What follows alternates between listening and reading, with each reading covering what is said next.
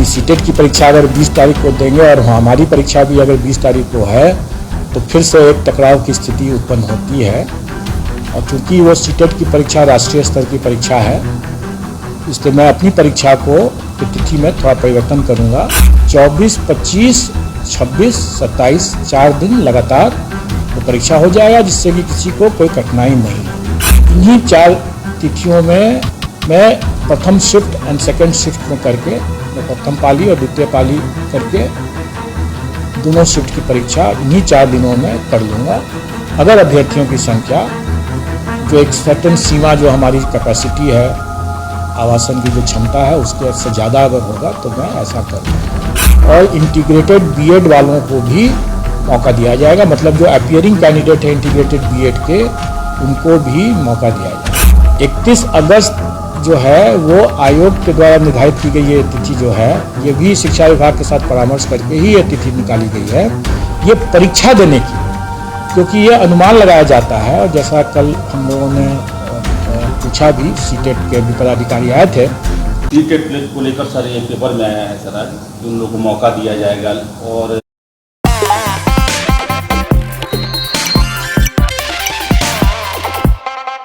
वो परिणाम जो है वो कहा जा रहा है कि वो समय तिथि जो दिया गया है बीपीएससी की, उससे पहले भी परिणाम आ जाना चाहिए सर, इसको लेकर क्लियर कर दीजिए सर। देखिए, पहली बात तो मैंने पिछले प्रेस कॉन्फ्रेंस में ये प्रश्न पूछे जाने पर मैंने बताया था कि अर्हता संबंधी सभी को भी परीक्षा अगर हो तो उसमें अपीयरिंग कैंडिडेट्स को हम लोग मौका देंगे, और 31 अगस्त तक का उसका कट ऑफ डेट रखा गया था। लेकिन उसमें मैंने जो उदाहरण भी जो दिया था वो मैंने बीएड का दिया था कि बीएड की अगर कोई परीक्षा अगर लंबित है, जिसका या परीक्षा हो गई है या परीक्षा फल लंबित है और परीक्षा या नहीं हुई है, दोनों ही स्थिति में वो हमें 31 अगस्त तक का उसका समय दिया जाएगा। कहीं पर भी हमने ये नहीं कहा था कि पात्रता संबंधी परीक्षा के लिए ये लागू होगा, मैंने ये कहा था अर्हता संबंधी परीक्षा के लिए,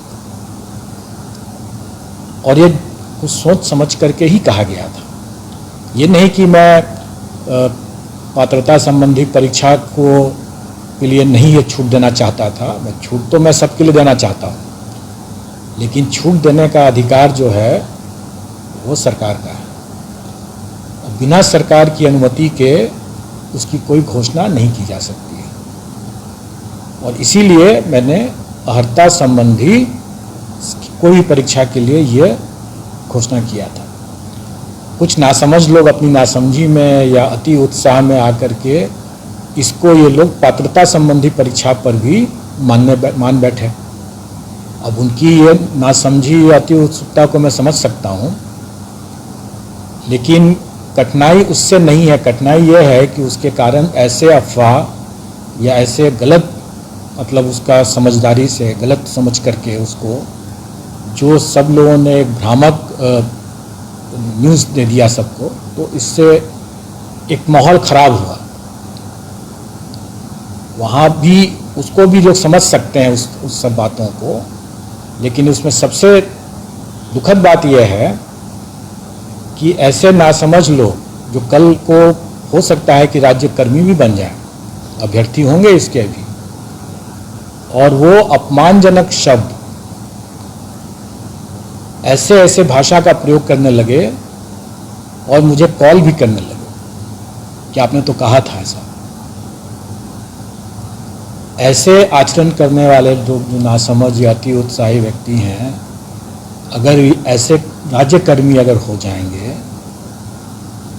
तो क्या राज्यकर्मी के लिए ऐसा आचरण मान्य होगा, स्वीकार्य होगा? नहीं स्वीकार्य होगा।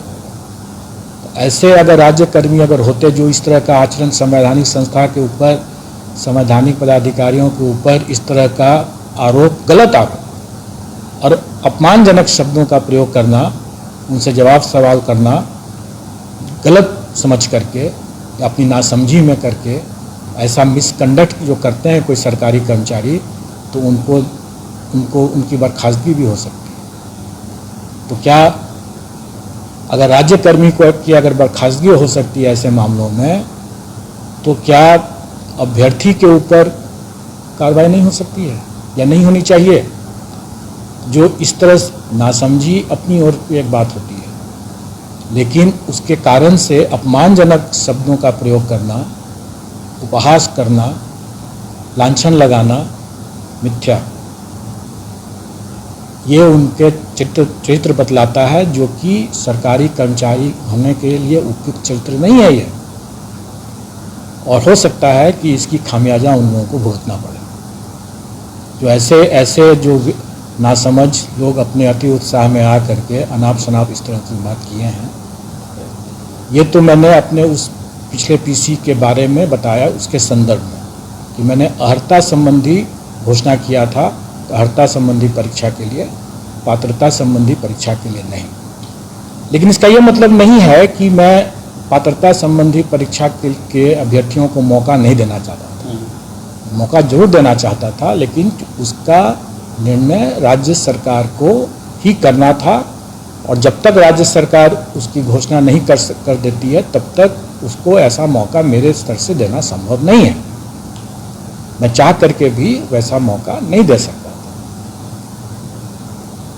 कल हमारी बैठक शिक्षा विभाग के अपर मुख्य सचिव पाठक जी आए थे और उनके पदाधिकारी टीम भी आई हुई थी, और हम लोगों ने यहाँ पर आयोग में बैठक करके और सर्वसम्मति से ये निर्णय लिया कि सीटेट जुलाई के अभ्यर्थी जो होंगे, अपीयरिंग मतलब जो कैंडिडेट्स होंगे, उनको मौका दिया जाए और उनको मौका दिया जाएगा। और ये अधिसूचना निर्गत हो गई है और इसीलिए मैं इसकी घोषणा भी कर रहा हूँ। दूसरी बात कि ये परीक्षा जो है ये 20 अगस्त को होने वाली है, और हमारी परीक्षा टीआरई की जो परीक्षा है वो पूर्व से घोषित है 19, 20 और 26, 27। तो अब मैं समझ सकता हूँ कि अगर सीटेट अभ्यर्थी को अगर मैं अपनी सीटेट की परीक्षा अगर 20 तारीख को देंगे और हमारी परीक्षा भी अगर 20 तारीख को है, तो फिर से एक टकराव की स्थिति उत्पन्न होती है।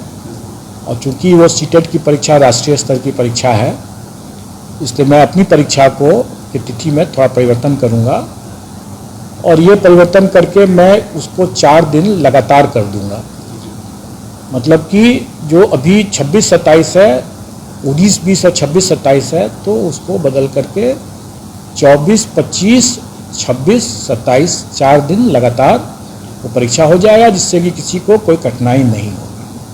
और जैसा मैंने पहले भी स्पष्ट किया हुआ है, मेरे विज्ञापन में भी निकला हुआ है कि अगर अभ्यर्थियों की संख्या अधिक हो जाएगी तो मैं 2 शिफ्ट में परीक्षा लूँगा, उसकी बाध्यता हो जाएगी।